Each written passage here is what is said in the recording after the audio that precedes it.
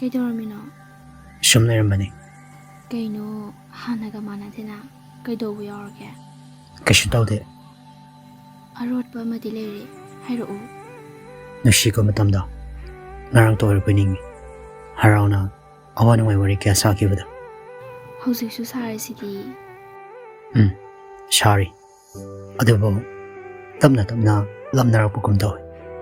Masibo matamgi khongchani hairadra. Kana am lapnade, lapthoknade ko. Chinbalda lapnadi haibagi wani. Adubo Utliba shinadi takli. Lapthoknarase hyna. Khangdeda aishu andakra wari sadabase yamna lapnakibum daw. Nongmagi sumai toraga adum lapnarani ko. As lapnaroiba hena sukaluranu.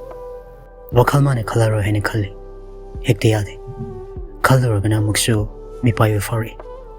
Lapkradra hyna. As hena sukalunu ko. Kandeda. Aishu andakse para ama tabagineba. Aishu khangida. Kochi thangba wa ngangnagum siko. Aibu kari ko lagene. As yarese. Ai horen tarage ko.